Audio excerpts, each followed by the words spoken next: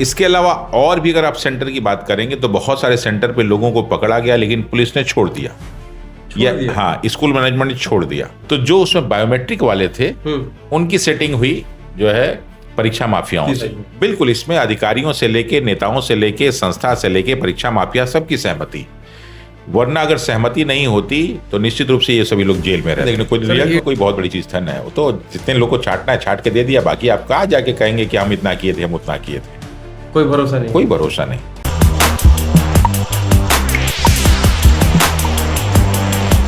नमस्कार, मेरा नाम है कुणाल और आप भाई साहब देख रहे हैं। देखिए, एडीओ की लगातार हमने जो रिव्यू है पेपर का सब कुछ दिखाया, मैथ, जीके, जीएस हर चीज दिखाया आपको, और कट ऑफ रिजल्ट कैसे पेपर हुआ, आगे कौन कौन सी प्रक्रिया होने वाली भर्ती में सब कुछ बताएंगे। हमारे साथ रमांशु सर मौजूद है। सर, जुड़ने के लिए बहुत बहुत धन्यवाद आपका। बहुत बहुत धन्यवाद आपका। सर, एडीओ को लेकर के लगातार छात्र सवाल कर रहे हैं कि आखिर एग्जाम हमने दे दिया, धांधलियों को लेकर के सवाल खड़े हो रहे हैं, तो क्या सच में ऐसा बात है? क्योंकि बीपीएससी ने एक लेटर जारी किया और साफ साफ से कहा कि एडीओ का जो हमने पेपर कराया पूरी तरह से क्लीन है, कोई भी गड़बड़ी नहीं हुई है।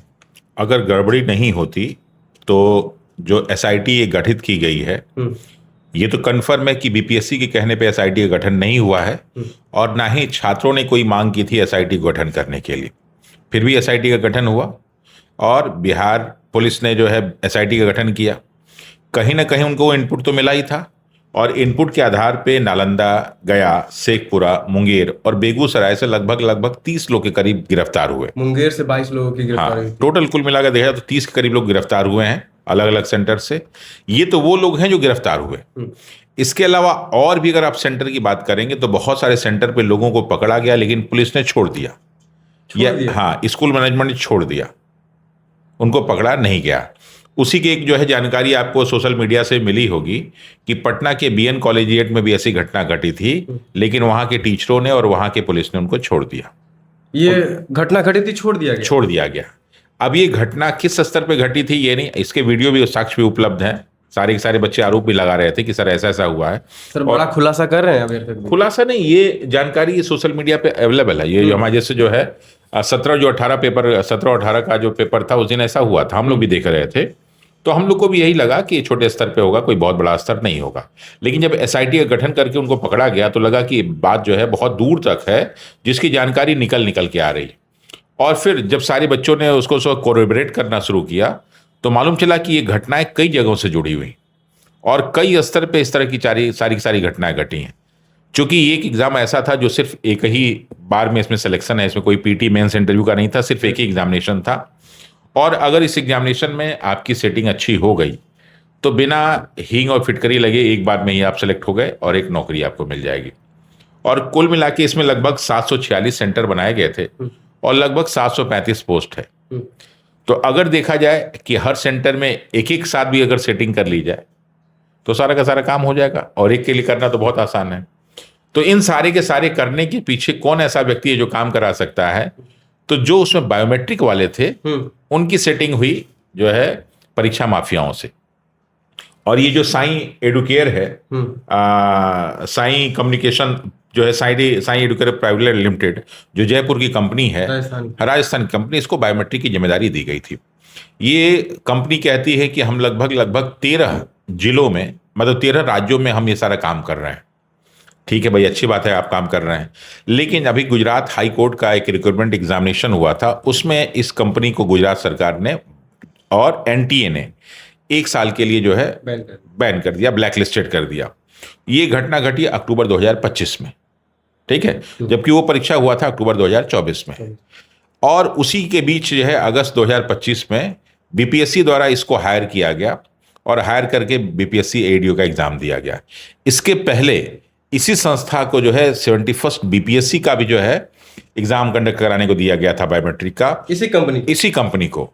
और उसमें भी धांधली के अब जो है कुछ प्रमाण मिलने शुरू हो गए हैं, प्रमाण इस रूप में मिल रहे हैं कि जिस तरह से पेपर आया था उस हिसाब से लोगों ने एक्सपेक्ट किया था कि लगभग इतने करीब मेरिट जाएगा, लेकिन मेरिट जो है 10-15 नंबर ऊपर गया। तो कहीं तो ऐसा तो नहीं कि ये संस्था उसमें शामिल थी, क्योंकि इसमें क्या था कि जो है काम तो जयपुर से हुआ, लेकिन उसमें बहुत सारे लोगों को जो आउटसोर्सिंग की गई बिहार से की गई। और बिहार से अभी कल ही परसों में पढ़ रहा था कि लगभग 128 लोग लिए गए थे यहाँ पे, और कहीं 128 लोग ये शिक्षा माफियाओं के ग्रुप से तो नहीं थे जिन्होंने इसमें जो है शामिल हुआ। और ये करने के बाद इन लोगों ने जो है पूरा का पूरा ये धांधली रचा है। तो मैं थोड़ा सा इसके बारे में स्टडी कर रहा था तो मालूम चला कि इसके पहले संस्था का नाम साई कम्युनिकेशन था और सन 2021 में केंद्रीय स्वास्थ्य मंत्रालय ने इनको ब्लैक लिस्टेड किया था। सेम यही घटना, ऐसी ही घटना यूपी में भी घटी थी 2024 में, जब वहां पे बिहार यूपी पुलिस का पेपर हुआ था। लगभग 60,000 वैकेंसी थी और 48 लाख लड़कों ने फॉर्म भरा था। और गुजरात की कंपनी थी जिसका नाम था एडुटेस्ट प्राइवेट लिमिटेड और वो उसमें इन्वॉल्व थी। इन्वॉल्व के बाद जो है एसटीएफ ने, जैसे हमारे यहाँ ईओयू ने काम संभाला वैसे गुजरात में एसटीएफ ने काम संभाला। और जब एसटीएफ ने काम संभाला तो ये सूचना मिलते ही जो एडुटेस्ट का मालिक था, उसका नाम था विनीत आर्या, वो अमेरिका भाग गया। अब भागने कौन दिया उसको? भाई गुजरात सरकार और भारत सरकार ही तो भागने दी गई होगी। लेकिन वहां चूंकि यूपी का मसला था और यूपी में जो है योगी बाबा है, तो योगी बाबा तो एकदम टाइट आदमी, इसलिए डर के मारे ये भाग गया। लेकिन हमारे यहाँ कोई जो है योगी जैसा मुख्यमंत्री तो है नहीं। सम्राट चौधरी है ना, वो तो बस कपड़ा पहन लेने से, अगर कपड़ा पहन लेने से सियार शेर हो जाता तो हर सियार शेर हो जाते। यानी कि सम्राट चौधरी नहीं कर पाएंगे वैसा। हमें तो उनसे बिल्कुल आशा नहीं है, उम्मीद नहीं है उनसे, बिल्कुल आशा उनसे नहीं है। देखिए इसमें क्या है कि अभी तो दूसरे काम में, अभी तो आज तो जो साबित कर रहे हैं कि हम मुख्यमंत्री रहेंगे कि नहीं रहेंगे। यहाँ पे जो शिक्षा व्यवस्था है पिछले 30 सालों में खत्म हो चुकी है। चाहे पहली सरकार रही हो चाहे वर्तमान सरकार भी रही हो, शिक्षा व्यवस्था पे यहाँ कहीं कोई काम नहीं हुआ। और शिक्षा मंत्री जो अभी थे कुछ दिन पहले, सुनील कुमार जी, भोरे से सिर्फ और सिर्फ इसलिए चुनाव जीत जाते हैं कि उनके पिताजी चुनाव जीतते थे और फिर 1987 बैच के आईपीएस अधिकारी थे। लेकिन एक विशेष कैटेगरी के आने के कारण वो जो है सीट आरक्षित है, भोरे की सीट, इसलिए जीत जाते हैं। तो उनकी योग्यता क्षमता की तो वहाँ जरूरत है नहीं और उनकी कार्यप्रणाली को लोगों ने देखा ही है। इसके अलावा जो बीपीएससी टीआरई के भी एग्जाम हुए थे उसमें भी पेपर वर्क जो है बीपीएससी टीआरई 1 में, 2 में, 3 में धांधली की बात कही गई थी और यहाँ के बहुत सारे चौधरी नेता लोग उसमें शामिल थे। लेकिन चूंकि सरकार अपनी जो है, उनका जो है ईओयू अपना, बिहार पुलिस अपनी, तो रोकने वाला कौन है? तो लोग कोई नहीं पकड़े। सबकी संलिप्ति थी बिल्कुल, इसमें अधिकारियों से लेके, नेताओं से लेके, संस्था से लेके, परीक्षा माफिया सबकी सहमति। वरना अगर सहमति नहीं होती तो निश्चित रूप से ये सभी लोग जेल में रहते। सर एडीओ का कट ऑफ को लेकर के अभ्यर्थी बात कर रहे हैं, क्या कुछ मामला कर? देखिए कट ऑफ की बात हम तब करेंगे जब ईमानदारी से पेपर हुआ। यानी कि आप मानते ही नहीं कि ईमानदारी से पेपर हुआ? हाँ, ऐसे बीपीएससी में भी जो कट ऑफ की बात की गई थी, लेकिन जब कट ऑफ आया तो 10 नंबर एक्स्ट्रा था। तो अगर ये सेटिंग हुई तो हमारी सारे कट ऑफ का प्रोडिक्शंस खत्म हो जाएगा।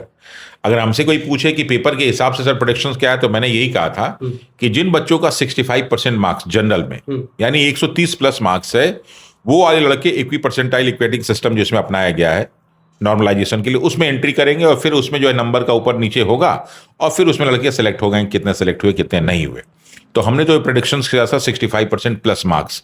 अब वो 2-4 नंबर ऊपर भी हो सकता है, 2-4 नंबर नीचे, लेकिन ये तब जब ईमानदारी से पेपर हुआ है तब। अगर ईमानदारी से नहीं हुआ तो ये कितने नंबर तक जा सकता है? अगर 10 नंबर भी बढ़ा दिया, 15 नंबर भी बढ़ा दिया, तो ये सारे अच्छे लड़के बाहर हो जाएंगे और सेटिंग वाले सब सेलेक्ट हो जाएंगे।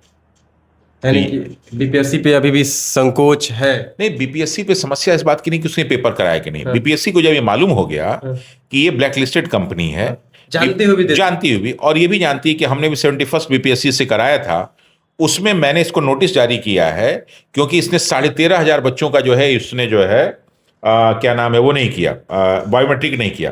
और तो और उस पर जो है इसने एक लेटर भी है, बीपीएससी का एक लेटर भी है। बीपीएससी साइट पे आप जाएंगे तो वहां पे एक लेटर भी है, मैं आपको वो लेटर दिखा देता हूं। उस लेटर में ये बात कहा था बीपीएससी ने, ये देखिए आपको दिखा दूंगा, अगर आप देख सकते हैं तो देख सकते हैं, ये है, ठीक है, ये लेटर है, ठीक है ना, ये लेटर मैं आपको दिखा रहा हूं। ये लेटर क्या है, इसमें लिखा हुआ है कि 71st बीपीएससी प्रारंभिक प्रतियोगिता परीक्षा हेतु अभ्यर्थियों के लिए आवश्यक सूचना। कुछ परीक्षा केंद्रों में यह सूचना प्राप्त हुई है कि बायोमेट्रिक उपस्थिति का कार्य सुचारू रूप से संपन्न नहीं हो पाया।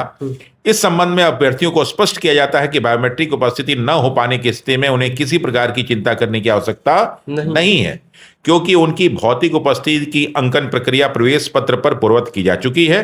यह भी स्पष्ट किया जाता है कि बायोमेट्रिक उपस्थिति अभ्यर्थियों की सुविधा हेतु एक अतिरिक्त व्यवस्था है, जिसका अभाव उनकी उपस्थिति या परीक्षा प्रक्रिया पर किसी प्रकार का प्रतिकूल प्रभाव नहीं डालती है।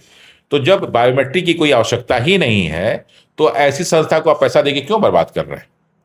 और फिर ये तो आपने ये लेटर जारी कर दिया जब लड़कों ने कहा कि हम लोग का बायोमेट्रिक नहीं हुआ है, तो 13,500 बच्चों का, और जब आपने भी मिला तो 13,500 बच्चों का जो है जानकारी मिली। उसके बाद क्या हुआ कि एक लेटर दूसरा इशू किया गया।